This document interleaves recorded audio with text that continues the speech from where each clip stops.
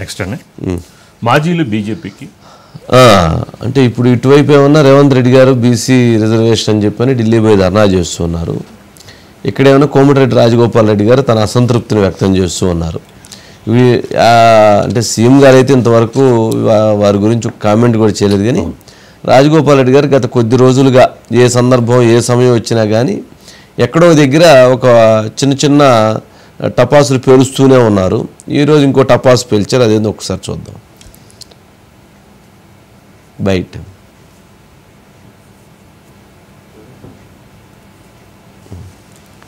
అంటే రేవంత్ రెడ్డి వెనుక ఉన్నారు. అదే అంటే రాజకీయంగా పొలిటికల్ గేమ్ నడుస్తూ ఉంది. ఆ పొలిటికల్ గేమ్ ఏంటంటే ముఖ్యమంత్రి రేవంత్ రెడ్డి వెనక ఒక 20 మంది ఆంధ్ర కాంట్రాక్టర్లు ఉండి ఆయన నడిపిస్తున్నారు అని అన్నారు. అంటే ఈయన మంత్రి పదవి ఆవేశిస్తూ ఉంటే కోమటిరెడ్డి రాజగోపాల్ రెడ్డి గారు ఈయనకి మంత్రి పదవి రాకుండా ఆ 20 మంది కాంట్రాక్టర్లు అడ్డుకుంటున్నారా, లేక ఆ 20 మంది కాంట్రాక్టర్ల పేరు చెబితే లేదా వాళ్ళ గురించి మాట్లాడతాము అని అంటే వాళ్ళందరూ కలిసి ముఖ్యమంత్రి గారిని ఒప్పించి ఈ మంత్రి పదవి ఇప్పిస్తారనా, లేక ముఖ్యమంత్రి గారు భయపడి ఈయన మంత్రి పదవి ఇస్తారనా, ఏదో ఒక ఆలోచన ఉండాలి కదా. కొంచెం అంటే ఈ మధ్యకాలంలో కొన్ని మాటలు కొన్ని వ్యవహారాలు కొంచెం చాలామందిని బాధ పెట్టేవిగా ఇబ్బంది పెట్టేవిగా ఉంటున్నాయి. ఇప్పుడు ఆయన డీకే శివకుమార్ గారు వచ్చారు కర్ణాటక నుంచి, కర్ణాటక డిప్యూటీ సీఎం. మరి రాజగోపాల్ రెడ్డి గారు కర్ణాటక డిప్యూటీ సీఎం దగ్గరికి ఎందుకు వెళ్ళారు? వెళ్ళకూడదు కదా. మరి రికమెండేషన్ మామూలు అసలు ఎందుకు గెలవాలి? సంబంధం లేదు కదా. నువ్వు రికమెండేషన్ నువ్వు ఎందుకు వెళ్ళావు? లేదు, అసలు కాంగ్రెస్ పార్టీ జాతీయ పార్టీ కదా. అంటే ఒక రాష్ట్రం ఒక నేతతోటి ఇంకొక రాష్ట్రానికి చెందినటువంటి నేతలు కలిసి ఉండకూడదు, లేదా రాజకీయ నాయకులు కాంట్రాక్టర్లు మాట్లాడుకోకూడదు, లేదా రాజకీయ నాయకులు కాంట్రాక్టర్లు లేదా కాంట్రాక్టర్లు లేదా రాజకీయ నాయకులు కలవకూడదు ఇతర రాష్ట్రాల వాళ్ళు అనేమన్నా రాజ్యాంగం ఏమన్నా రాసిందా ఏంటి? ప్రతి సందర్భంలో ప్రతి అంశంలో ఎక్కడో ఒక దగ్గర ఆంధ్ర ప్రాంతం అని ఒకటి తీసుకొని రావటం ద్వారా ఒక రాంగ్ ఇండికేషన్ తీసుకెళ్తున్నారో అని అనిపిస్తుంది. రాంగ్ ఇండికేషన్ ఏంటి అని అంటే ఇది ఉమ్మడి ఆంధ్రప్రదేశ్ రాష్ట్రం మొన్నటి వరకు. ఇక్కడ ఉమ్మడి ఆంధ్రప్రదేశ్ రాష్ట్రంలో అనేక మంది అనేక రకాలుగా అభివృద్ధి చెందారు. రాష్ట్రం విడిపోయిన తర్వాత ఈ 10 సంవత్సరాల పై కాలంలో ఇక్కడ ఉన్నటువంటి వాళ్ళ వర్క్స్ చేసుకుంటారు. రాష్ట్రం విడిపోయింది కదా అని చెప్పని ఇక్కడి నుంచి ఆ కాంట్రాక్టర్ వెళ్ళిపోవటం, లేక ఇక్కడ ఉన్నటువంటి బిజినెస్ వెళ్ళిపోవటం, లేదా ఇక్కడ ఉన్న ఉద్యోగి వెళ్ళిపోవటం, ఇక్కడ ఉన్న ఐటీ ఎంప్లాయీ వెళ్ళిపోవటం, ఇక్కడ ఉన్న ఐటీ కంపెనీ వెళ్ళిపోవటం, అట్లా జరిగిద్దా? జరగదు కదా. ఎవరైనా ఎక్కడైనా ఉండొచ్చు. ఇది భారతదేశం. భారతదేశంలో ఉన్నటువంటి వాళ్ళకి సంబంధించి ఇట్లా చాలా సందర్భాల్లో ఇదేదో కొత్త చట్టం చేయండి. అట్లాంటప్పుడు కొత్త చట్టాన్ని తయారు చేయాలి. ఇక్కడే ఉండాలి. ఇక్కడ కాంట్రాక్టర్లతోటి ఏ ముఖ్యమంత్రి కలవకూడదు, లేదా ఏ ముఖ్యమంత్రితో ఏ కాంట్రాక్టర్ కలవకూడదు, ఎవరు ఐటీ ఉద్యోగులు ఇక్కడ ఎవరు ఉండకూడదు, లేదా ఇతర వ్యాపారులు ఎవరు ఉండకూడదు, లేదా ఇతర సంస్థలు ఏమి ఉండకూడదు. అట్లాంటిది ఏదైనా ఉంటే చెయ్యండి. అంటే సమయం సందర్భం లేకుండా ప్రతి సందర్భంలో ఏదో ఒక రకమైనటువంటి ఒక రాయి వేయటం ద్వారా, ఏదో ఒక రకమైనటువంటి ఒక విమర్శ చేయటం ద్వారా ఇతరుల మనోభావాలను దెబ్బతీసేటువంటి ప్రక్రియ సరైనటువంటిది కాదేమో అని అనిపిస్తుంది. అది ఆ పార్టీకి లేదా ఆ వ్యక్తులకి నష్టం చేసిద్దో లేదో తెలియదు, కానీ యువతల వాళ్ళకైతే అది బాధ కలిగేటువంటి అంశం. నష్టం కూడా చేసింది అవతల వాళ్ళకి. సరే, ఆ బయట వచ్చిందా? బయట వచ్చింది. బయట ప్లీజ్.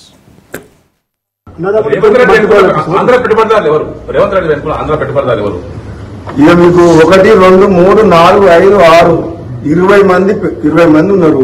ఈ రాష్ట్రాన్ని దోసుకుంటున్నారు. ఇప్పుడు కూడా రాబోయే రోజుల్లో సమయం వచ్చినప్పుడు వాళ్ళ బండారం బయట పెడతా. ఏది ఏమైనా తెలంగాణ సంపద లూటీ విషయంలో గాని, కాంట్రాక్టుల విషయంలో గాని, భూముల విషయంలో గాని ఏ విషయమైనా సరే తెలంగాణ ప్రాంతానికి ప్రజలకు అన్యాయం చేసే పని ఎవరు చేసినా బహిరంగంగా మాట్లాడతా. ఓడ దాటే వరకు ఓడమల్లయ్య, ఓడ దాటినాక ఓడమల్లయ్య. డిజిటల్ మీడియా విషయంలో కూడా రేవంత్ రెడ్డి గారు మాట్లాడిన మాటలు వింటే నాకు అదే సామెత గుర్తొస్తుంది. కానీ ముఖ్యమంత్రి రేవంత్ రెడ్డి గారికి కూడా నా సూచన ఏంటంటే, నేను కాంగ్రెస్ పార్టీ ఎమ్మెల్యేగా మీ భాష మార్చుకొని, మీ హవభావాలు మార్చుకొని, తక్కువ మాట్లాడి మంత్రివర్గంలో ఇంకా చాలా అందరికి మాట్లాడే అవకాశం ఇచ్చి మేధావులతో డిస్కస్ చేసి రాబోయే రోజుల్లో ఆ తర్వాత ఎవరుంటారు అనేది అప్పుడు చూద్దాం. తర్వాత ఎలక్షన్ ఈయన వాళ్ళకం చూస్తుంటే మళ్ళీ తిరిగి బీజేపీలోకి వెళ్ళే అవకాశం ఉందండి. బీజేపీ మళ్ళీ నేను త్యాగం చేస్తాను అంటున్నారండి ఆయన. పొలిటికల్ లైన్ కంటే డిఫరెంట్ లైన్ థింక్ చేస్తున్నారు. బట్ ఆయన ఒక ఎజెండా ఉండింది, ఆ ఎజెండాకు అనుగుణంగా వెళ్తున్నారు. బట్ దానికోసం అని చెప్పని మరలా ఈ ప్రాంతీయ తత్వాన్ని లేదా కాంట్రాక్టర్ని వాళ్ళని వీళ్ళని అందరినీ చేసేటువంటి ప్రయత్నాన్ని చేయటం ద్వారా ఒక రాంగ్ ఇండికేషన్. సరే, మరి అప్పటి నుంచి మరి ఇప్పటి వరకు ఏమైనట్టు? మరి 2014 నుంచి మరి ప్రభుత్వాలు ఉన్నాయి కదా, మరి అప్పటి నుంచే ప్రతి కాంట్రాక్టర్ ఇవ్వటానికి వీల్లేదని చెప్పొచ్చు కదా.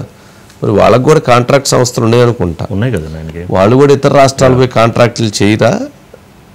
ఈయన చేస్తారు. రాజగోపాల్ రెడ్డి గారు అప్పుడు బీజేపీ హయాంలో బీఆర్ఎస్ ఆరోపించింది. ఇతర రాష్ట్రాలకు వెళ్ళి చేయరా? మరి గారు అసలు ఈ మంత్రి పదవి దక్కకుండా ఉండడానికి వెనకాల ఉండి సొంత మనుషులే ఆడిస్తున్నారని ఇప్పుడు ఒక ఇంట్లో ఇద్దరికి ఇవ్వటం అనేది కష్టసాధ్యమైన అంశం. ఎందుకు దానికి వాళ్ళు అనను కాదంటే ఈయనకి ఇచ్చేవాళ్ళు, లేదంటే ఈయన అడిగి ఉంటే ఈయనకే మరి ఇచ్చి ఆయన త్యాగం చేసి ఉండేవాళ్ళు. ఎవరో ఒకరు త్యాగం చేయాలి కదా. ఎక్కడో దగ్గర కొంత ఓపిక ఉండాలి రాజకీయాల్లో. అన్నీ కావాలి అని అనుకుంటే కొన్ని సాధ్యం కావు. అలాంటప్పుడు దాన్ని కన్విన్స్ చేసుకోవాలి. దానికంటే దానికి ఉన్న సమర్థతని ఇంకొంచెం చూపించుకోవాలి. ఇలాంటి వ్యాఖ్యలు, ఇలాంటివి మాటలు, ఇలాంటి వాటి వలన నష్టం జరిగింది తప్ప లాభం లేదు రాజకీయాల్లో.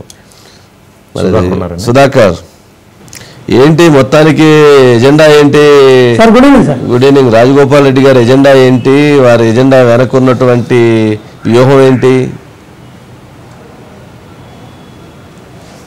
తెలంగాణ రాష్ట్రంలో మంత్రివర్గ విస్తరణ జరిగే వరకు రాజగోపాల్ రెడ్డికి మంత్రి పదవి రానంత వరకు ఆంధ్ర కాంట్రాక్టర్లు గుర్తు రాలేదు, తెలంగాణ ధనాన్ని దోచుకోవడం అనేది గుర్తు రాలేదు. మంత్రివర్గ విస్తరణ జరిగి ముగ్గురికి మంత్రి పదవులు ఇచ్చి రాజగోపాల్ రెడ్డికి మంత్రి పదవి రాకపోయేసరికి అప్పుడు ఆంధ్ర కాంట్రాక్టర్లు గుర్తుకొచ్చారు. రేవంత్ రెడ్డి వారిని ప్రోత్సహిస్తున్నారనే విషయం గుర్తుకొచ్చింది. అంటే ఇక్కడ చాలా క్లియర్గా కనిపిస్తుంది, ఆయనకు మంత్రి పదవి రాలేదు కాబట్టి ఆయనలో ఉన్న అక్కస్ ఏదైతుందో అది ఎంత లోపల దాచుకుందాం అనుకున్నా అది లావల ఉబికి బయటకు వస్తుంది. మీడియం చూడంగానో లేకుంటే మరో రకంగానో వస్తుంది. కానీ మంత్రివర్గ విస్తరణ అనేది సార్ సామాజిక సమీకరణాలు, ఉమ్మడి జిల్లా ప్రాతినిధ్యం అనే ఆధారంగా కాంగ్రెస్ పార్టీ మంత్రివర్గ విస్తరణ చేపట్టింది. ఇది పూర్తిగా జాతీయ పార్టీ కాబట్టి జాతీయ స్థాయిలో నిర్ణయాలు జరిగిపోవాలి. కోమటిరెడ్డి రాజగోపాల్ రెడ్డికి మంత్రి పదవి ఇవ్వాలంటే కోమటిరెడ్డి వెంకటరెడ్డి మంత్రి పదవి తీసేసి రాజగోపాల్ రెడ్డికి ఇవ్వాలి. ఇప్పటికే ఆ జిల్లాలో ఉత్తమ్ కుమార్ రెడ్డి అదేవిధంగా వెంకటరెడ్డి ఇద్దరు ఓసీ నుంచి ఉన్నారు. కేవలం రెడ్డి సామాజిక వర్గం అయినంత మాత్రం ఈయన ఒక్కరికే ఇవ్వకుండా ఊరుకోలేదు సార్. సుదర్శన్ రెడ్డి నిజామాబాద్ జిల్లా నుంచి ఉన్నాడు, ఆయనకు కూడా మంత్రి పదవి ఇవ్వలేదు. ముఖ్యమంత్రి రేవంత్ రెడ్డి సుదర్శన్ రెడ్డికి మంత్రి పదవి ఇవ్వాలని పట్టుబట్టిండి అధిష్టానం దగ్గర, కానీ ఆయనకు కూడా మంత్రి పదవి రాలేదు. అంత సామాజిక సమీకరణాలు.